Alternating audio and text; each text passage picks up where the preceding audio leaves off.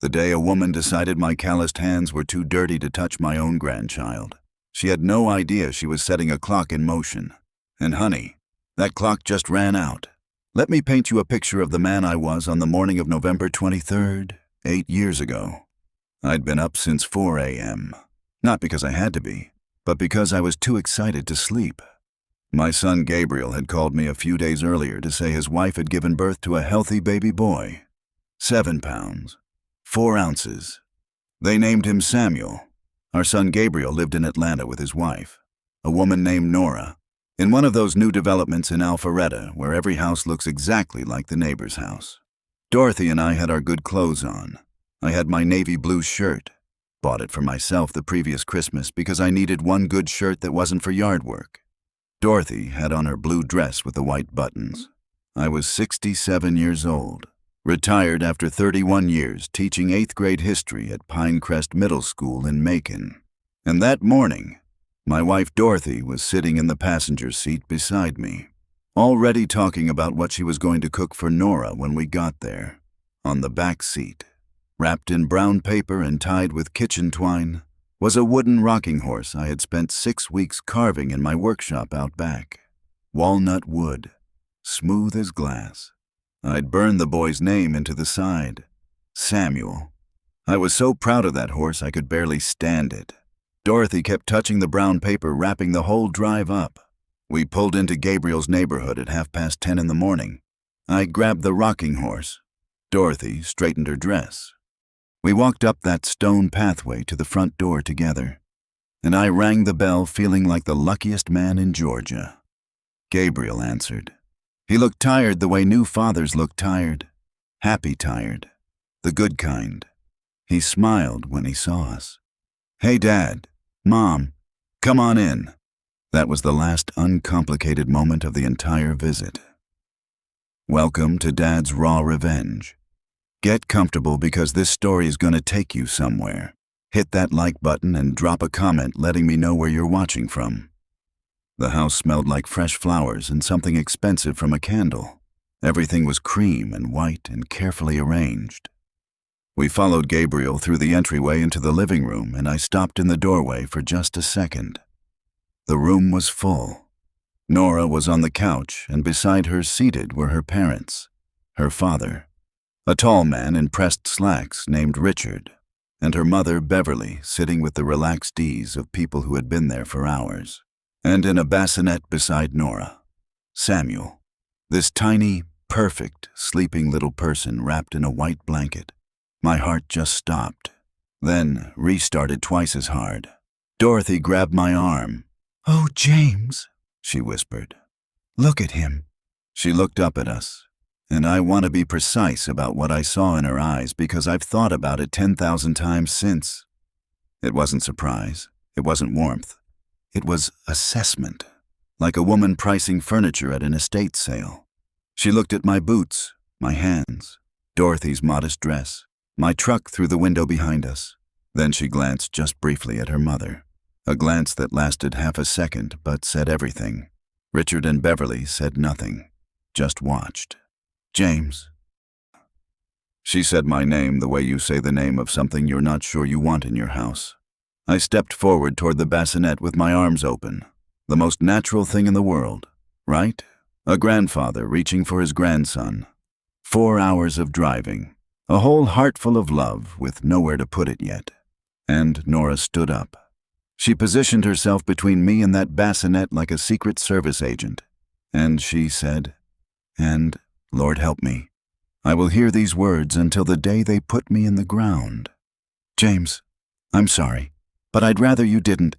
You don't exactly live in the cleanest conditions. Don't touch him. And you, too."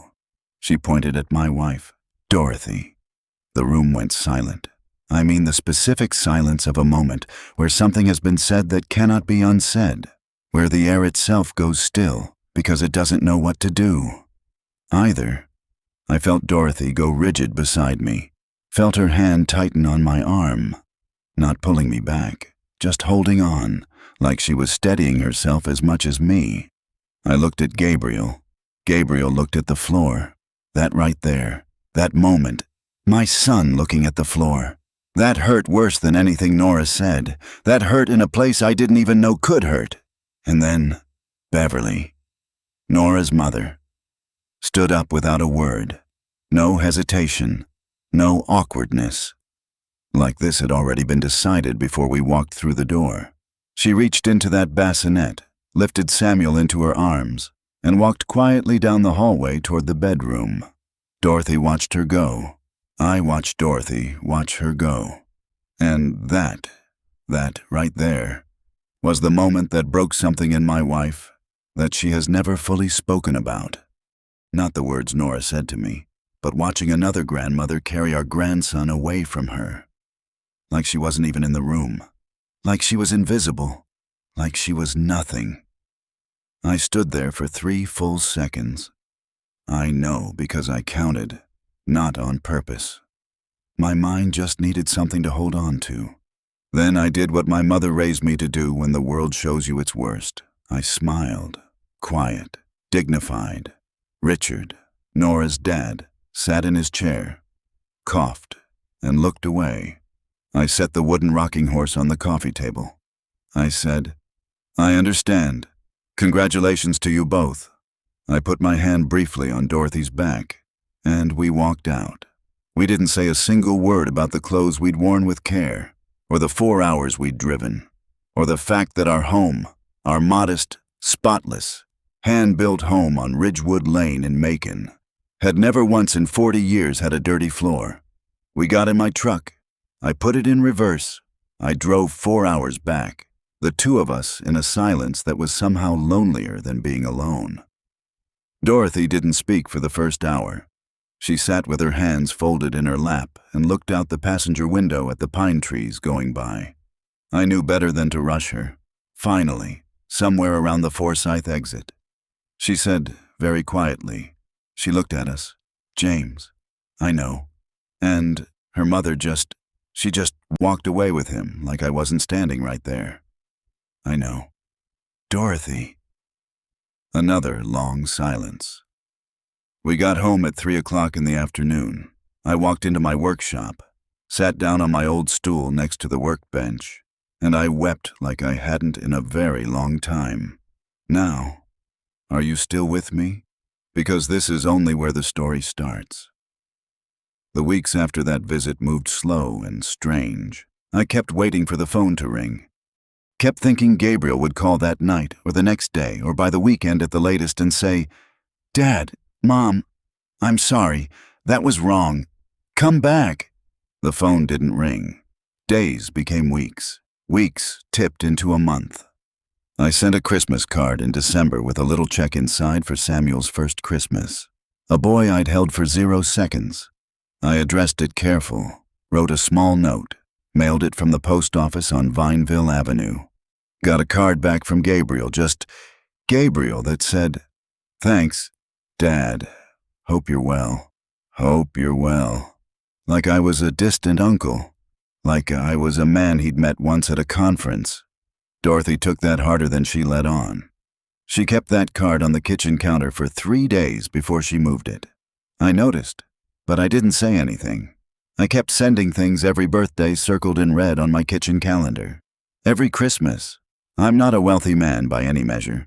I live on a teacher's pension and Social Security, and what little we'd saved over the decades. But I sent what I could. Books, small carved toys from the workshop. Cards with notes inside that I wrote and rewrote until the words felt right.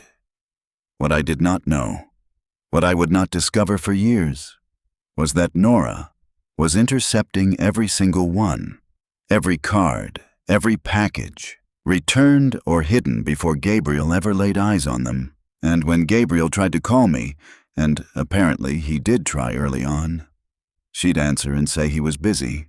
She'd start an argument the moment my name came up. She built a wall between my son and his parents, 1 brick at a time, and she used her own marriage as the mortar. I didn't know any of this yet. All I knew was the silence. So, I did what a man does when he has no other choice. I lived. I tended my garden in the backyard. Tomatoes, collard greens that my neighbor Mark Fletcher said were the best he'd ever tasted. I kept teaching woodworking 2 afternoons a week at Pinecrest, volunteering, no pay, just because the kids needed it and I needed to be needed. Dorothy kept her flower beds along the front porch, and her Tuesday Bible study at First Baptist on Riverside Drive, and her way of making the house feel like a home, even when the house felt quieter than it should have. But every night, every single night, I sat at my kitchen table before bed, hands folded, and I said the same quiet prayer. Lord, just let me live long enough to know that boy. What 8 years of quiet dignity looks like from the inside is not what you'd expect. It doesn't look noble. Most days it just feels like absence, like a chair at a table that stays empty, like a birthday that comes and goes. And you spend it wondering if a boy in Alpharetta has any idea that 2 people in Macon love him so much it's almost a physical ache. Dorothy and I don't talk about it every day. There are couples who process everything out loud, every feeling, every wound, every layer of a thing. We are not those people. We are the kind of people who carry things quietly together, which is its own kind of closeness. She knows what I'm thinking when I go to the workshop after supper. I know what she's thinking when she sets an extra place at the table on Samuel's birthday and then quietly puts it away. We don't say the words. We don't have to. But back to Gabriel, because you need to understand what was happening on his end of the story, and I promise you, it matters. Gabriel had everything. Beautiful home in Alpharetta, a career in finance going well by every visible measure, a wife who kept a perfect house and appeared at every neighborhood function in the right outfit with the right smile, and a son, my grandson Samuel, who by all accounts was bright and funny and the kind of kid teachers remembered. What Gabriel also had, though nobody in that perfect neighborhood could see it, was guilt so heavy it had started to bend him. He never forgot that day. The wooden horse on the coffee table, my face, Dorothy standing rigid beside me, the way we walked out without a word. He told me all of this later. I'm not guessing. I'm telling you what my son confessed to me with his own voice, shaking. He said he thought about it constantly. Said it was like a splinter he couldn't reach, and instead of pulling it out, he did what a lot of men do with pain they won't face. He drank, just 1 glass after work at first, then 2. Then the bottle was empty before dinner hit the table. Nora saw it, said nothing, because to address Gabriel's drinking was to ask why he was drinking, and why he was drinking was a door she had locked and plastered over and had no intention of opening. Their house was polite. Cold and polite. 2 people moving through separate lives in the same square footage, held together by a mortgage and a child, and the mutual agreement not to say the true thing out loud. And then, one evening at dinner, Samuel was 8 years old. The question came, Dad, how come I only have 1 grandpa and 1 grandma? Caleb has 2 of each. Gabriel froze, fork suspended halfway to his mouth. Nora went very still across the table. It's complicated, buddy, Gabriel said. That was all he could manage. He excused himself from the table, walked to the bathroom, locked the door, and wept like a child. I want you to hold that image for a moment. My son, a grown man, sitting on the edge of a bathtub in his expensive house, crying over parents he had been separated from by a lie he'd allowed. That night, he made a decision. He was done being a coward. About 7 years into the silence, a young man named Brandon Cole walked into the Macon Gazette office and pitched a story to the features editor. Brandon had been my student back in the late 90s. Skinny kid, always drawing floor plans in the margins of his history notes. Drove me absolutely crazy. I made him stay after class one day to lecture him about paying attention. And he said, dead serious, Mr. Bennett, I already know the history. I'm designing the building where it's going to happen next. I let him draw after that. Brandon grew up to be a fairly successful architect in Middle Georgia. And, for some reason, gratitude, I suppose, or just the particular nostalgia that hits a man in his 30s, he pitched the Gazette a piece about me, about what my class had meant to him. about the woodworking afternoons and how I'd let him design a birdhouse instead of building the standard model, and how that small permission had unlocked something in him. The article ran on a Sunday. The man who taught me everything. Half page above the fold with a photograph of me in the workshop that I absolutely did not know Brandon was taking. I expected nothing from it. Figured maybe a few people I knew would mention it at church. Instead, the thing spread. Not viral like a celebrity video. Quiet viral. The way things move in a community when they hit something true. People shared it. Former students I hadn't heard from in 20 years called the school looking for me. A woman in Warner Robins wrote me a handwritten letter saying her son had been in my class and she'd never properly thanked me. And somewhere in Alpharetta, Georgia, a man named Gabriel read that article on his phone at 11 o'clock at night, sitting in his car in his own driveway because he couldn't go inside yet. He called me 2 days later. I almost didn't answer. I didn't recognize the number. He was calling from his work cell, it turned out, because he was afraid Nora would see the call history. That detail right there should tell you everything about the state of that marriage. I picked up on the fourth ring. Dad. One word, and I knew his voice immediately, the way you always know your child's voice, no matter how many years pass, no matter how much everything else changes. Gabriel. Long silence. I read the article. I saw that. Another silence. Then Dad. I need to see you. Can I come to Macon? The same table I'd sat at every night for 8 years with my hands folded. The same window with the oak tree outside. I looked at Dorothy. She was standing in the doorway with a dish towel in her hands, and she had heard enough to understand what was happening. Her eyes were already wet. She nodded once. "I'll put the coffee on," I said. Gabriel drove down on a Saturday morning 3 weeks later, alone. No Nora, but he brought Samuel. Now, I need you to understand what happened when I opened that front door and saw my grandson for the first time in 8 years, and only the second time in his entire life. He was 8 years old, dark hair like Gabriel had at that age, quiet, watchful eyes that took everything in before he spoke. He was holding his father's hand, and he looked up at me with the most serious expression I have ever seen on a child's face, and he said, "Are you my Grandpa James?" I could not speak for a full 3 seconds. "Yet, sir," I finally managed, "I am. And Samuel. This boy I had prayed for every single night for 8 years, let go of his father's hand, walked right up to me, and hugged me around the middle like he'd been practicing for it. I held on to that child, and I thanked God quietly. And I did not let go for a long time." Gabriel stood in the doorway with tears on his face and didn't try to stop them. Dorothy came out of the kitchen, wiping her hands on her apron, and when she saw Samuel, she made a sound I had not heard from her in years, just a soft, broken O, and then she was across the porch and on her knees, hugging that boy like she was afraid he might disappear. Samuel hugged her back with both arms, completely natural, like something in him recognized something in her. We spent the morning in the workshop. I showed Samuel my tools, showed him the workbench where I'd made the rocking horse 8 years ago. He ran his hands over everything with the careful curiosity that good children have, and asked questions. "What's this for? How does that work? Can I try?" And I answered every single one. By noon, he had made a small wooden box, rough and lopsided and absolutely perfect.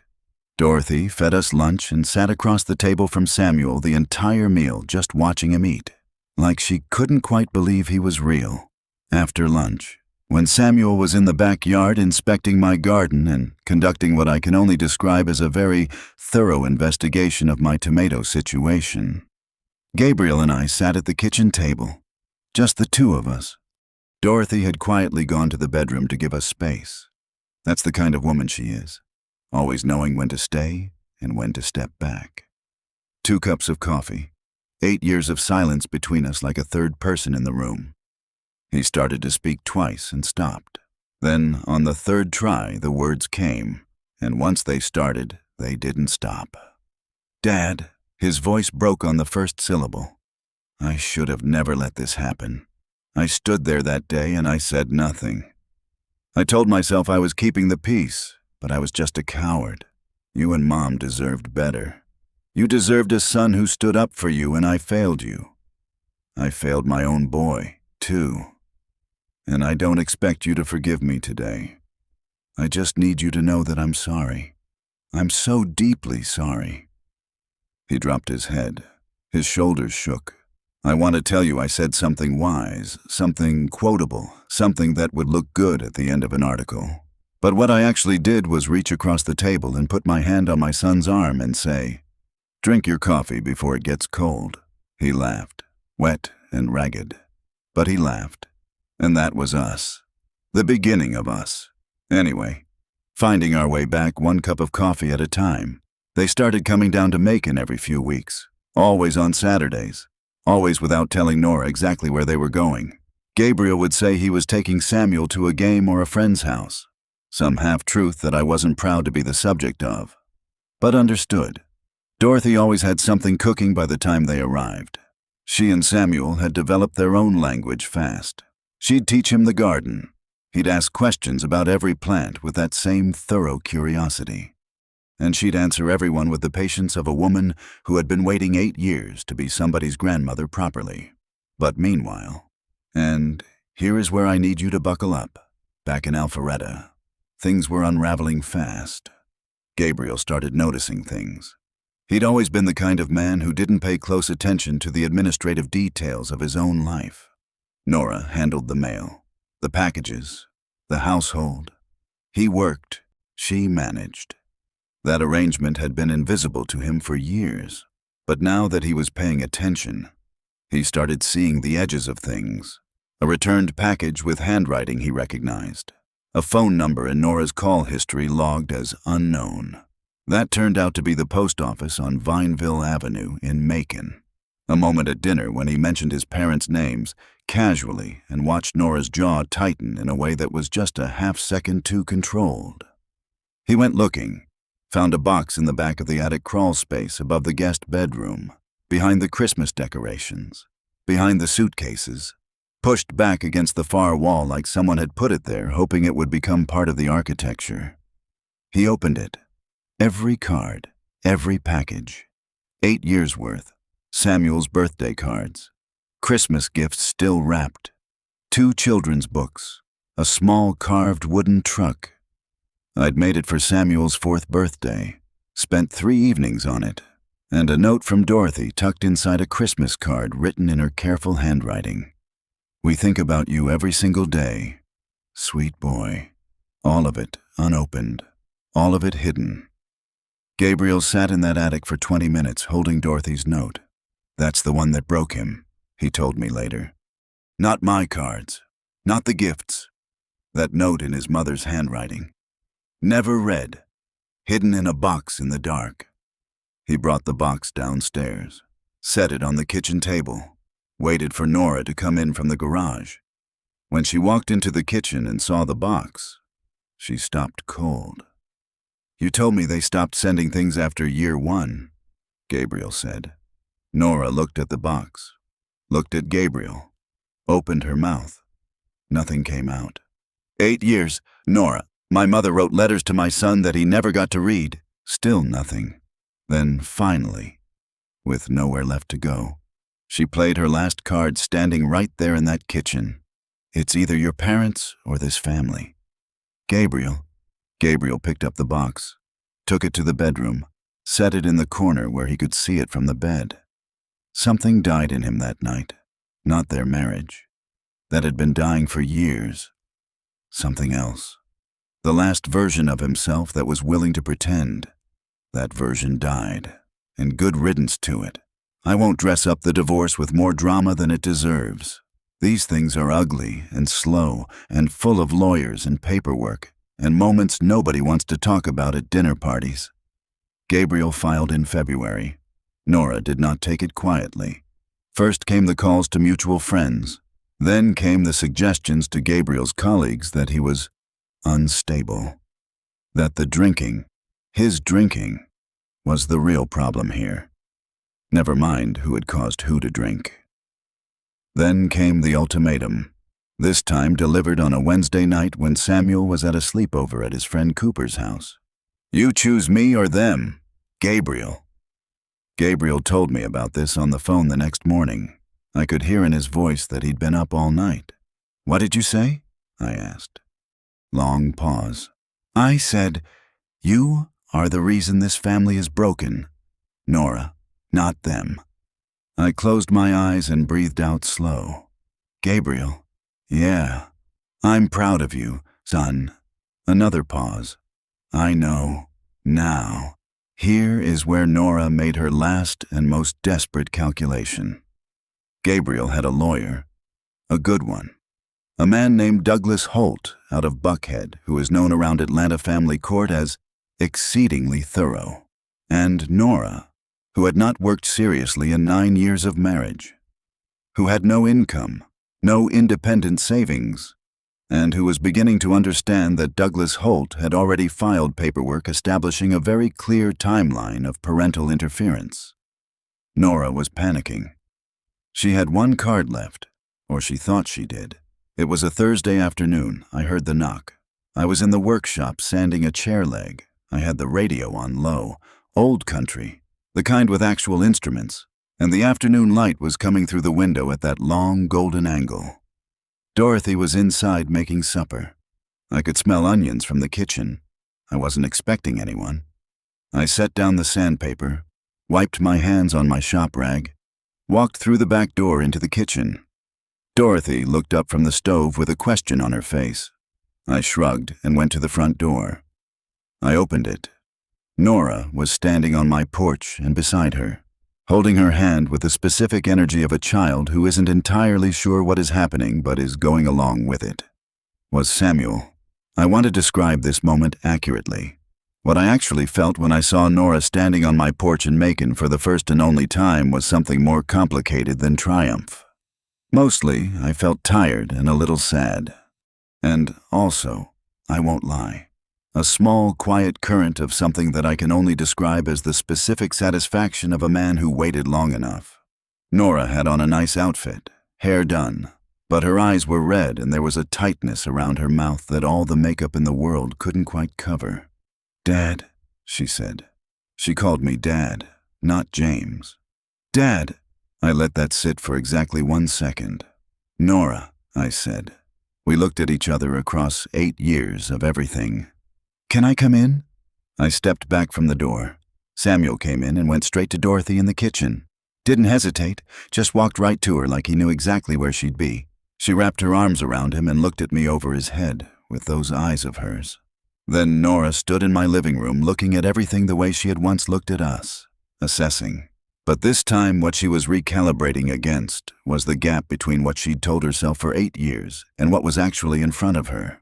The built-in bookshelves, the framed photographs, the careful order of a house that had been a home since before she was born. Not the squalor she'd imagined. Not even close. She sat on the couch. Dorothy quietly took Samuel to the kitchen, giving the room to what needed to happen in it. Then Nora's speech came. It had clearly been prepared, and it was a decent one. Appeals to family unity, to Samuel's stability, to the importance of parents staying together. She even managed tears at the right moments. I'll give her that. She was committed to the performance until the end. I let her finish. Then I said nothing for a moment. "Nora," I kept my voice level and quiet. "You drove 3 hours to ask me to intervene in my son's marriage.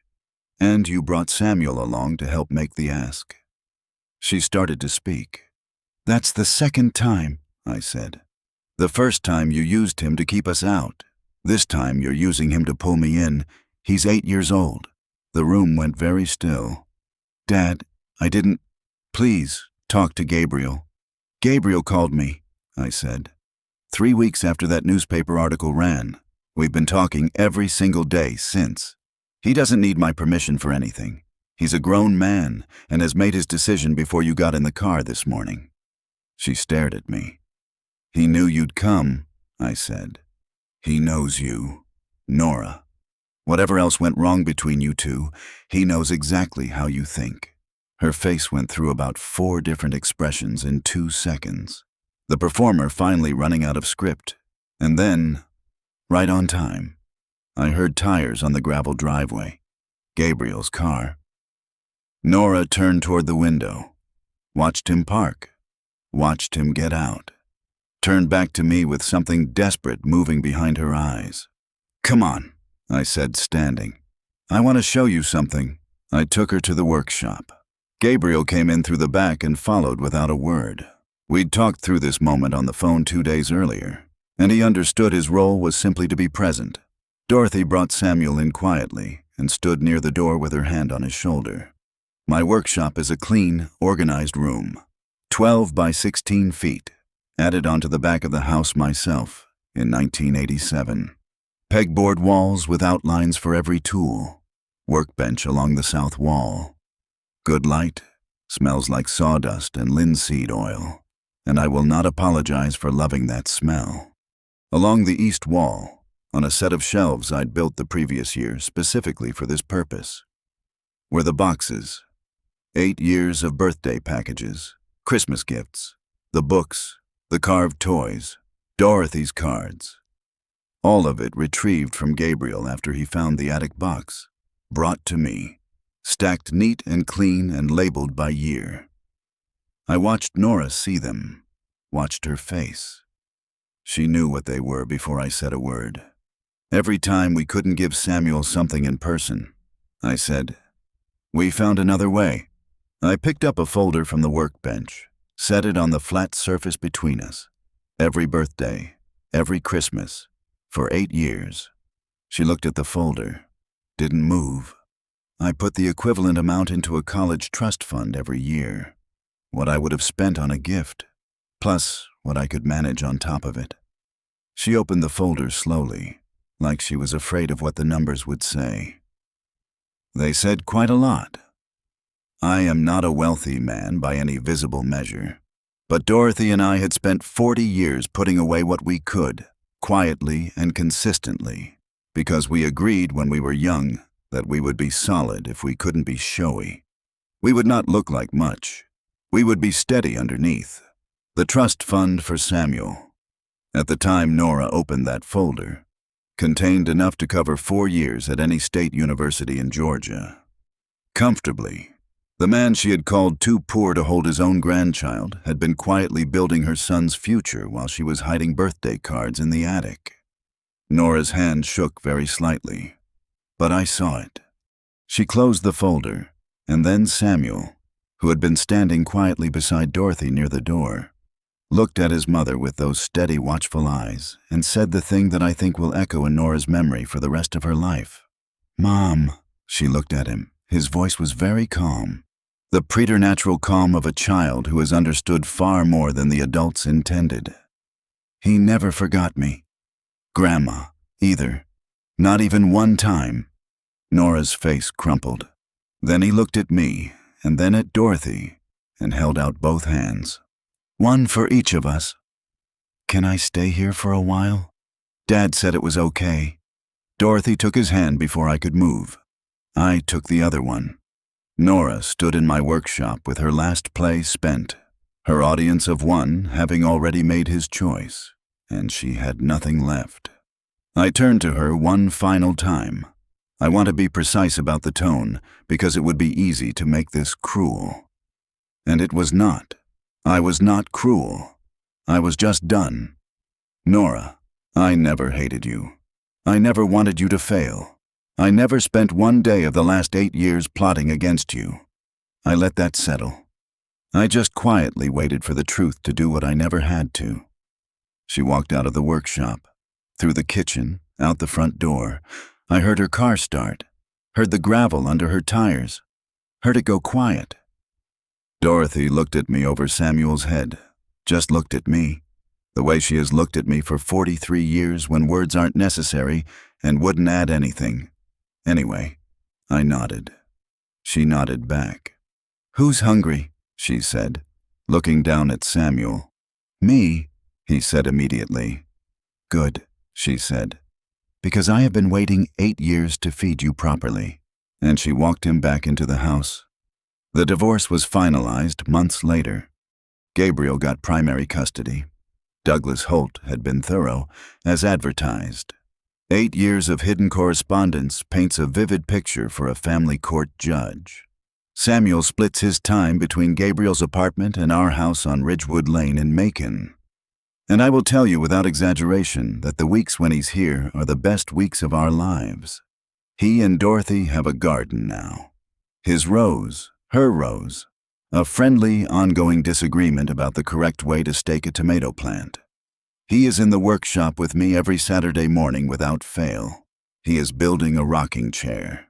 His hands are getting steadier every week. Brandon Cole wrote a follow-up piece for the Gazette after the story got around the way stories do in small Georgia towns. On the mantel in my living room, next to the walnut rocking horse with Samuel burned into its side,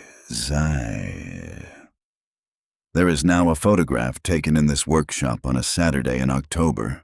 Samuel is at the workbench with his safety glasses on, concentrating on a piece of wood like it owes him money. Dorothy is leaning in the doorway behind him with her arms crossed and the quiet smile she gets when something is exactly right.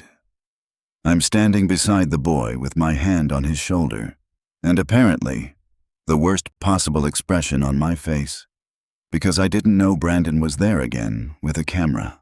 I look like a man trying very hard not to cry in front of his grandson. I look like the happiest man in Georgia. People ask me sometimes whether I think Nora got what she deserved, whether I feel satisfied, whether justice was served.